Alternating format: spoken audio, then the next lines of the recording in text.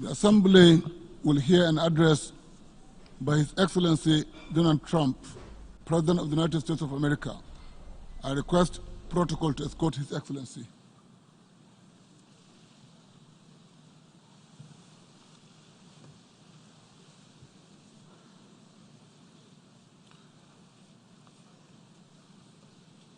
On behalf of the General Assembly, I have the honor to welcome to the United Nations His Excellency Donald Trump, President of the United States of America, and to invite him to address the Assembly.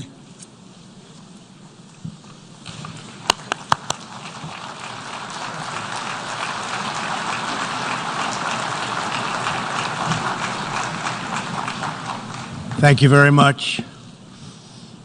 Mr. President, Mr. Secretary General, distinguished delegates, ambassadors, and world leaders, 7 decades of history have passed through this hall in all of their richness and drama.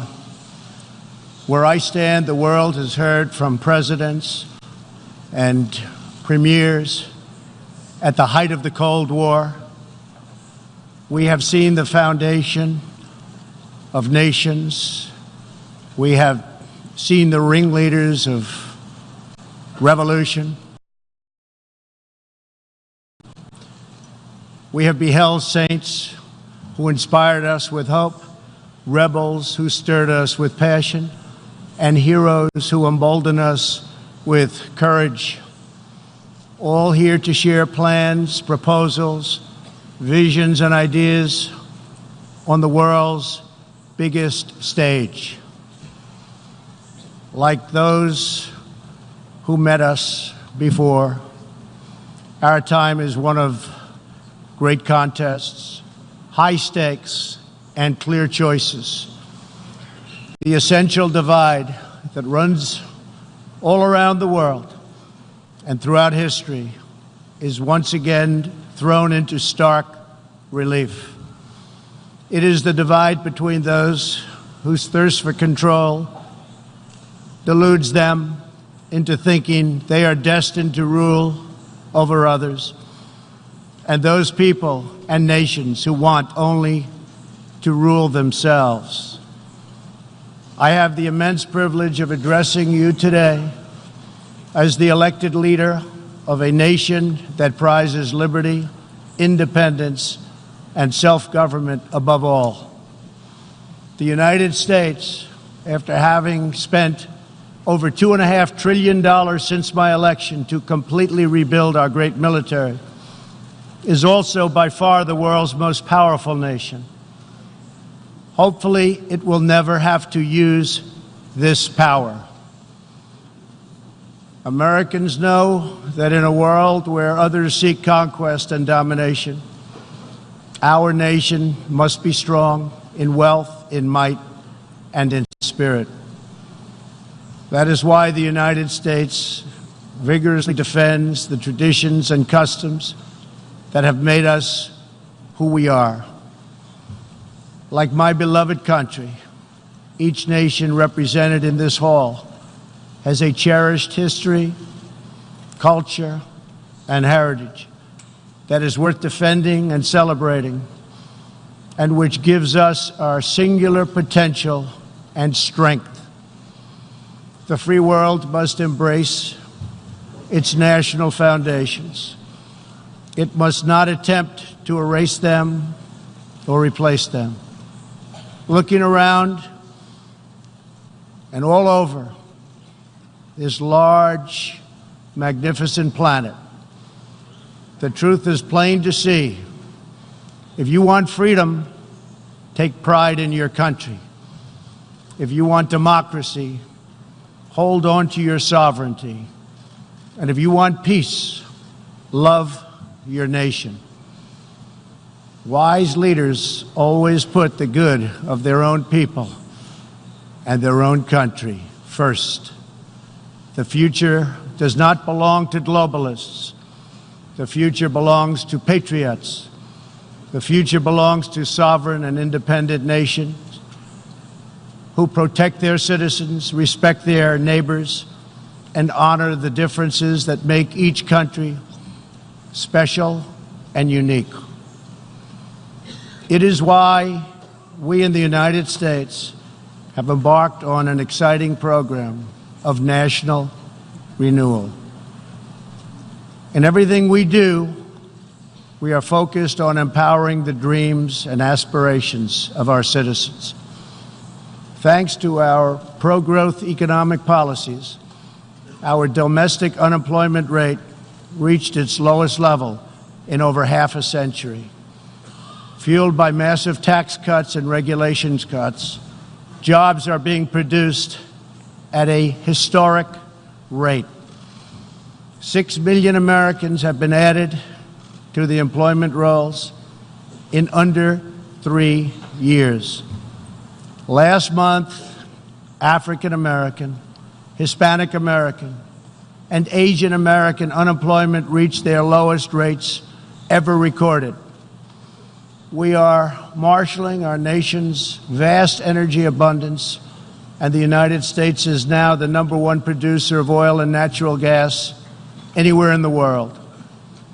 Wages are rising, incomes are soaring, and 2.5 million Americans have been lifted out of poverty in less than 3 years.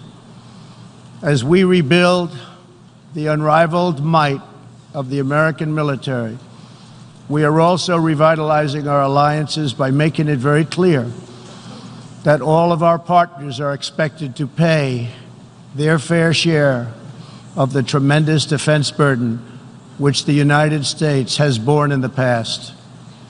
At the center of our vision for national renewal is an ambitious campaign to reform international trade.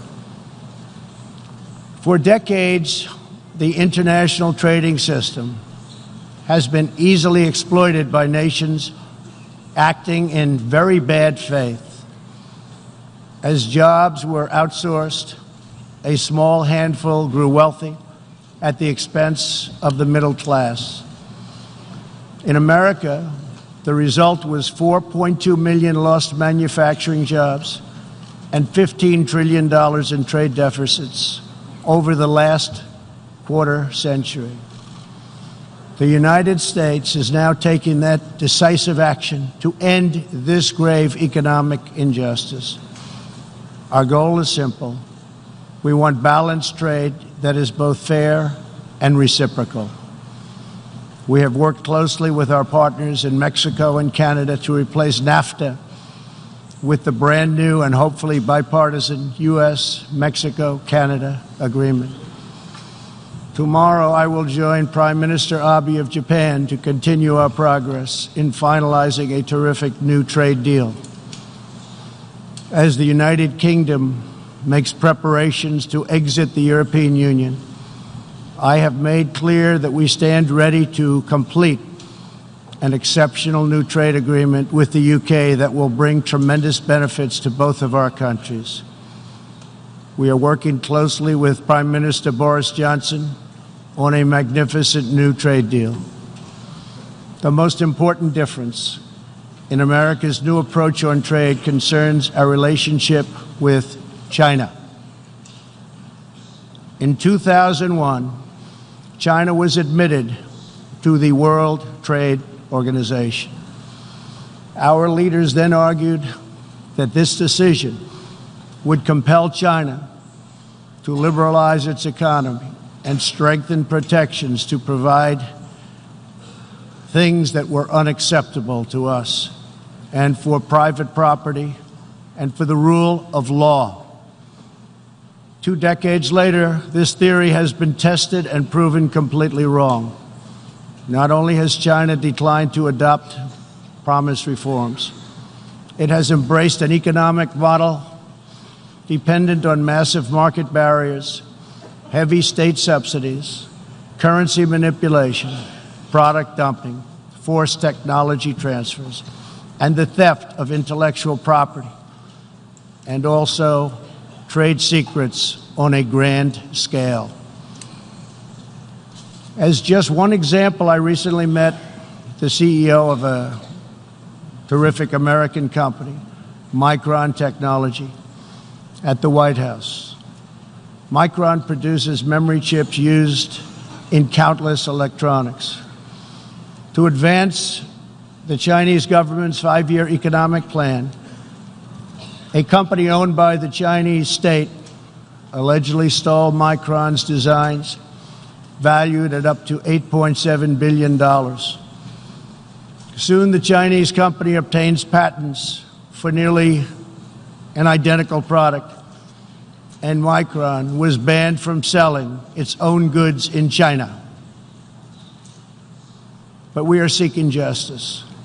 The United States lost 60,000 factories after China entered the WTO. This is happening to other countries all over the globe. The World Trade Organization needs drastic change.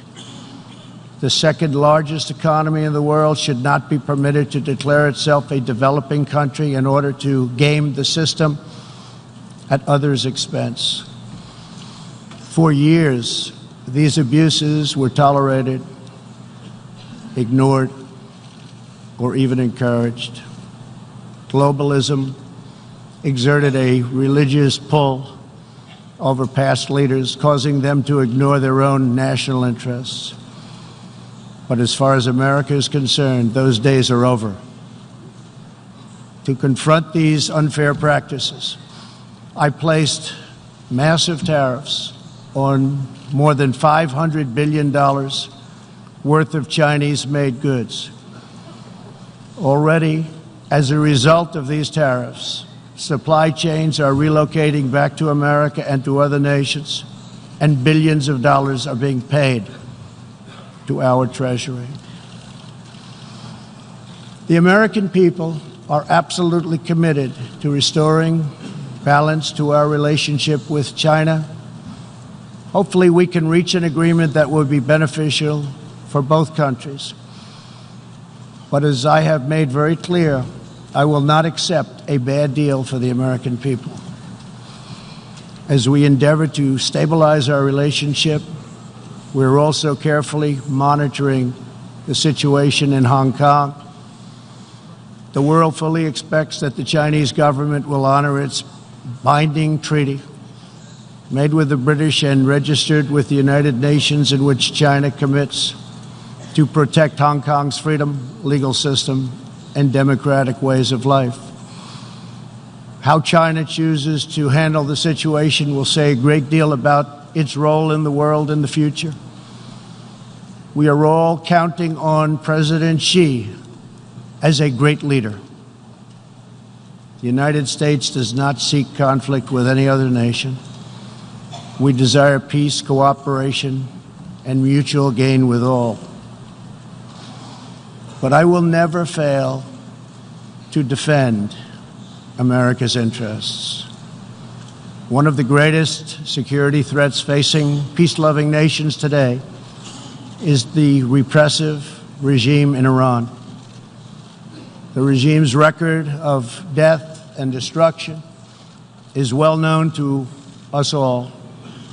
Not only is Iran the world's #1 state sponsor of terrorism, but Iran's leaders are fueling the tragic wars in both Syria and Yemen. At the same time, the regime is squandering the nation's wealth and future in a fanatical quest for nuclear weapons and the means to deliver them.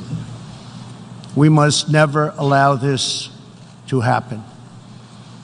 To stop Iran's path to nuclear weapons and missiles, I withdrew the United States from the terrible Iran nuclear deal, which has very little time remaining, did not allow inspection of important sites, and did not cover ballistic missiles.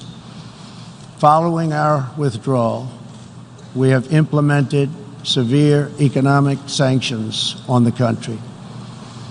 Hoping to free itself from sanctions, the regime has escalated its violent and unprovoked aggression.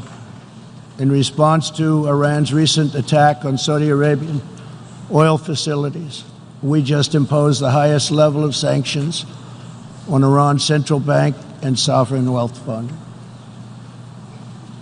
All nations have a duty to act. No responsible government should subsidize Iran's bloodlust. As long as Iran's menacing behavior continues, sanctions will not be lifted. They will be tightened. Iran's leaders will have turned a proud nation into just another cautionary tale of what happens when a ruling class abandons its people and embarks on a crusade for personal power and riches. For 40 years, the world has listened to Iran's rulers as they lash out at everyone else for the problems they alone have created. They conduct ritual chants of death to America and traffic in monstrous anti-Semitism. Last year, the country's supreme leader stated Israel is a malignant, cancerous tumor that has to be removed and eradicated. It is possible, and it will happen.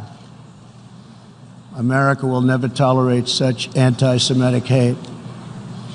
Fanatics have long used hatred of Israel to distract from their own failures. Thankfully, there is a growing recognition in the wider Middle East that the countries of the region share common interests in battling extremism and unleashing economic opportunity. That is why it is so important to have full, normalized relations between Israel and its neighbors.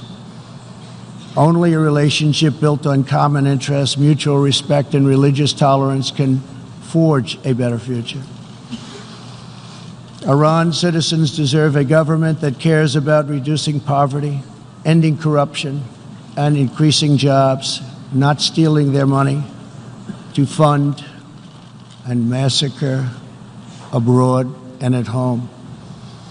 After 4 decades of failure, it is time for Iran's leaders to step forward and to stop threatening other countries and focus on building up their own country. It is time for Iran's leaders to finally put the Iranian people first. America is ready to embrace friendship with all who genuinely seek peace and respect. Many of America's closest friends today were once our greatest foes. The United States has never believed in permanent enemies. We want partners, not adversaries. America knows that while anyone can make war, only the most courageous can choose peace. For this same reason, we have pursued bold diplomacy on the Korean Peninsula. I have told Kim Jong-un what I truly believe, that like Iran, his country is full of tremendous untapped potential, but that to realize that promise, North Korea must denuclearize. Around the world, our message is clear. America's goal is lasting. America's goal is harmony. And America's goal is not to go with these endless wars, wars that never end.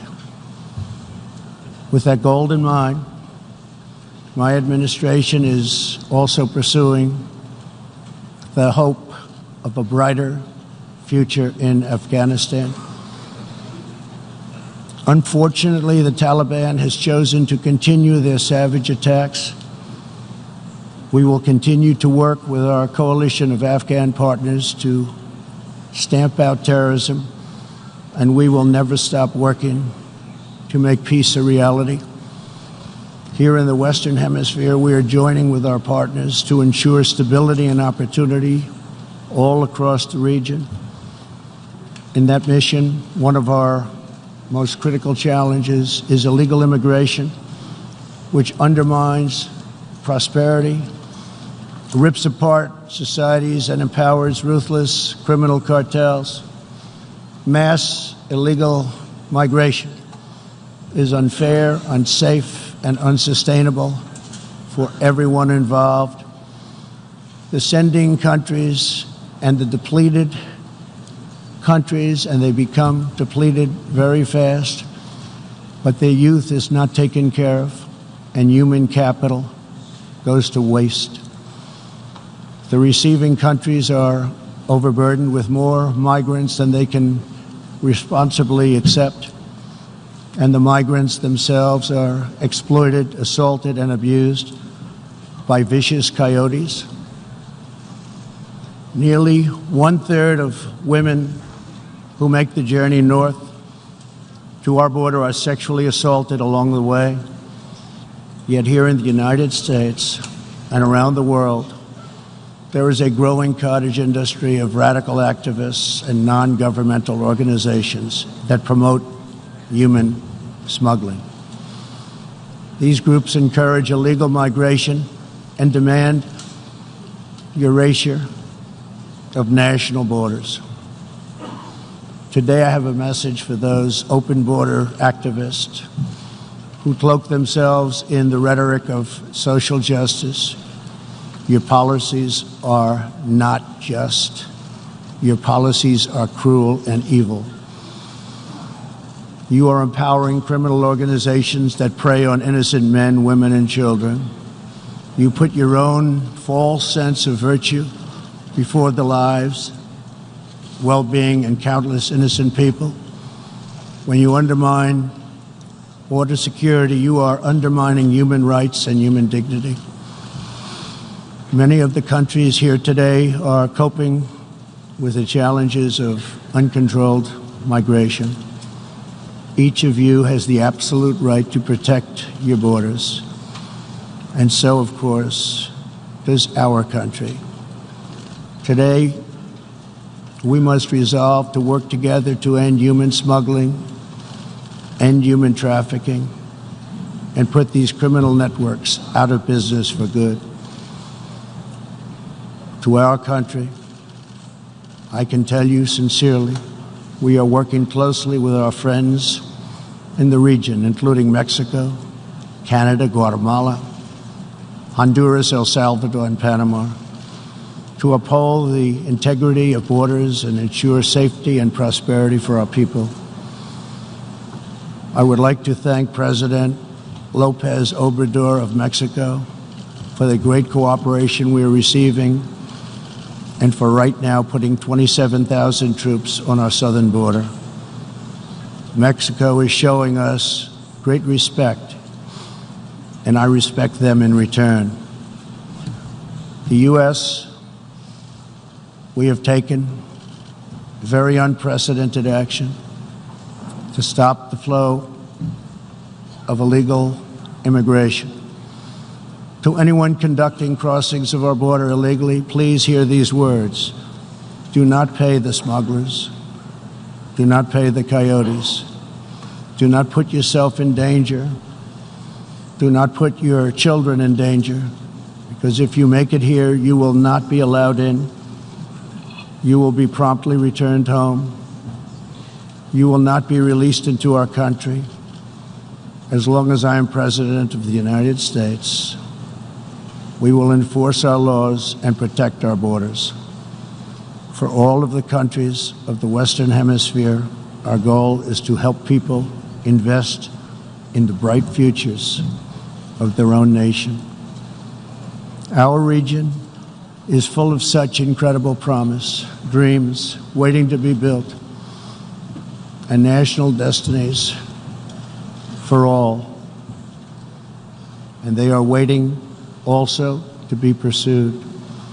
Throughout the hemisphere, there are millions of hardworking, patriotic young people eager to build, innovate, and achieve. But these nations cannot reach their potential if a generation of youth abandon their homes in search of a life elsewhere. We want every nation in our region to flourish and its people to thrive in freedom and peace. In that mission, we are also committed to supporting those people in the Western Hemisphere who live under brutal oppression, such as those in Cuba, Nicaragua, and Venezuela. According to a recent report from the UN Human Rights Council, women in Venezuela stand in line for 10 hours a day waiting for food. Over 15,000 people have been detained as political prisoners. Modern-day death squads are carrying out thousands of extrajudicial killings. The dictator Maduro is a Cuban puppet protected by Cuban bodyguards, hiding from his own people, while Cuba plunders Venezuela's oil wealth to sustain its own corrupt communist rule. Since I last spoke in this hall, the United States and our partners have built a historic coalition of 55 countries that recognize the legitimate government of Venezuela. To the Venezuelans trapped in this nightmare, please know that all of America is united behind you. The United States has vast quantities of humanitarian aid ready and waiting to be delivered. We're watching the Venezuela situation very closely. We await the day when democracy will be restored, when Venezuela will be free, and when liberty will prevail throughout this hemisphere. One of the most serious challenges our countries face is the specter of socialism. It's the wrecker of nations and destroyer of societies. Events in Venezuela remind us all that socialism and communism are not about justice. They are not about equality. They are not about lifting up the poor. And they are certainly not about good of the nation. Socialism and communism are about one thing only: power for the ruling class. Today I repeat a message for the world that I have delivered at home. America will never be a socialist country. In the last century, socialism and communism killed 100 million people. Sadly, as we see in Venezuela, the death toll continues in this country. These totalitarian ideologies, combined with modern technology, have the power to excise new and disturbing forms of suppression and domination. For this reason, the United States is taking steps to better screen foreign technology and investments and to protect our data and our security. We urge every nation present to do the same.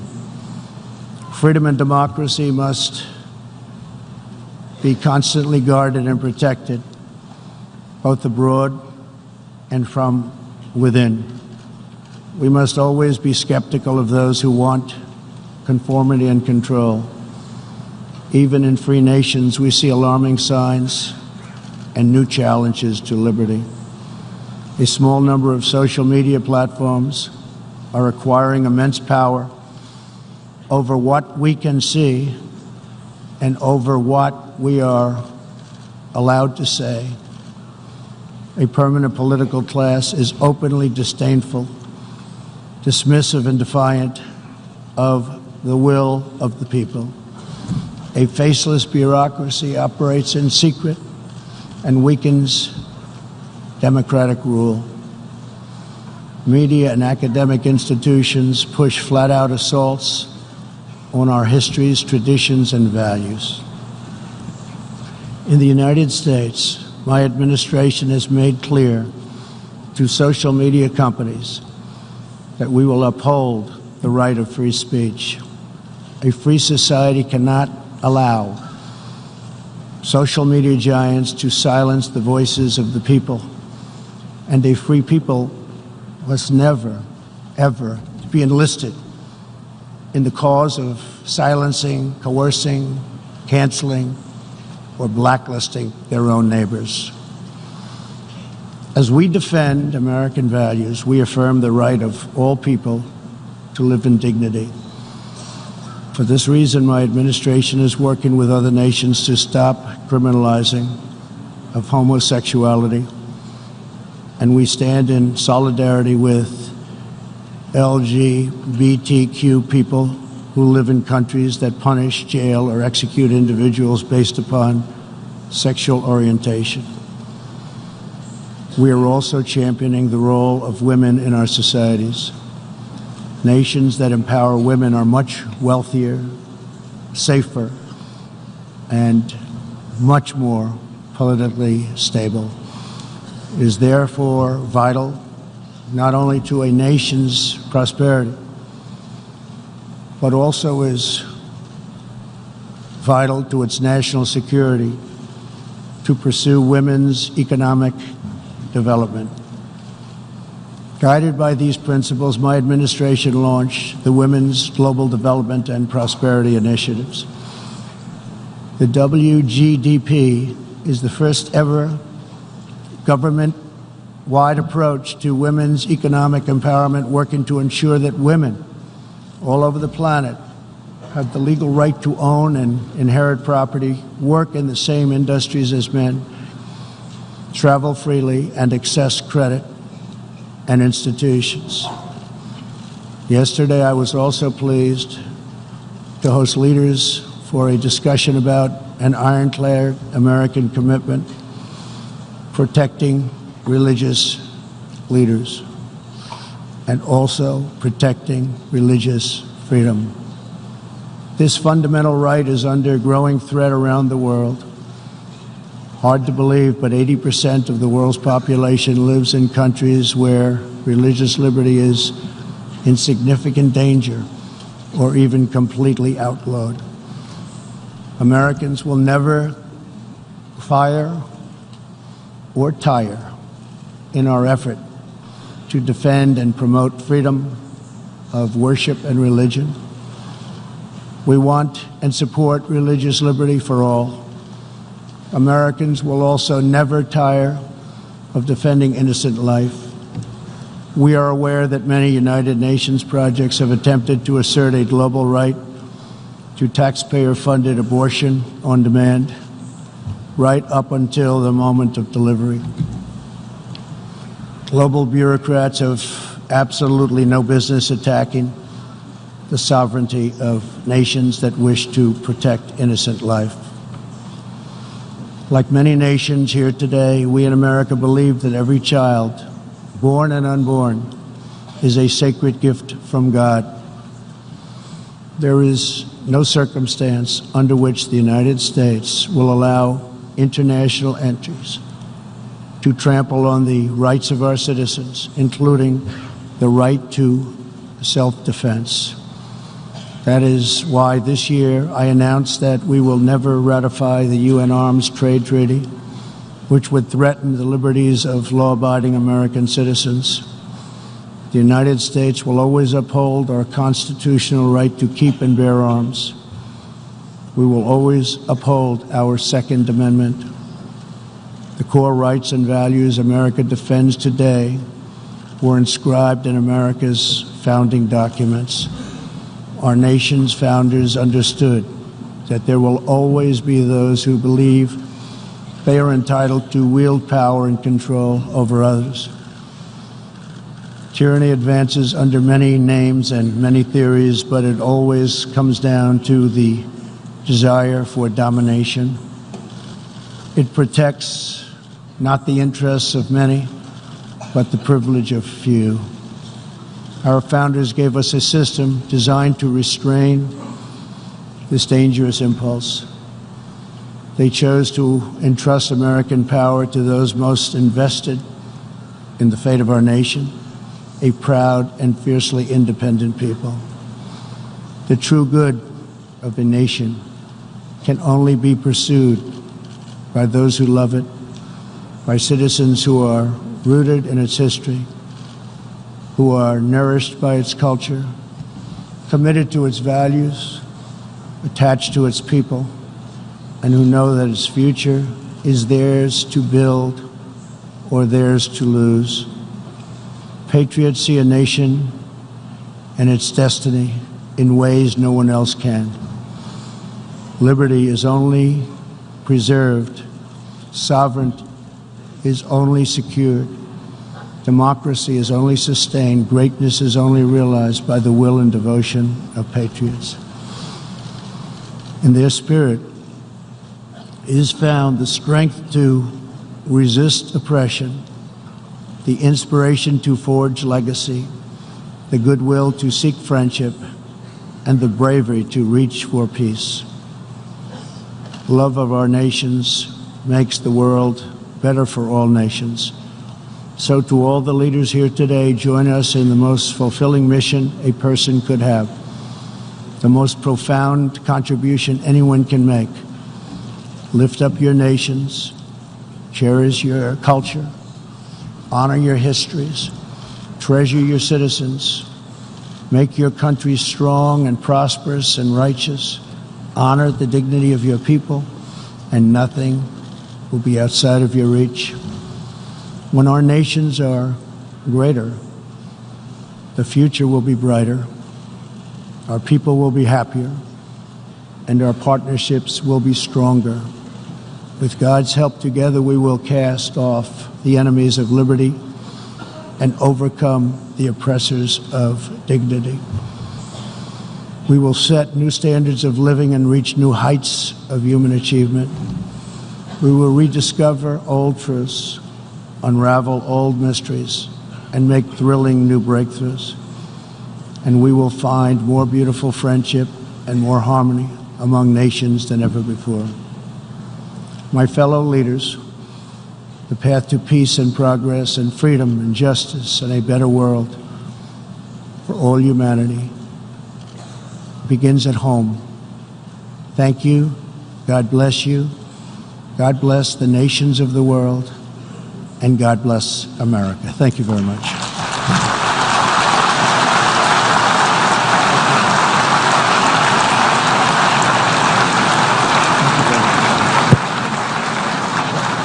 On behalf of the General Assembly, I wish to thank the President of the United States of America for the statement just made. May I request the representatives to remain seated while we greet the President, after which the meeting will stand suspended for 5 minutes before resuming to hear the next speaker.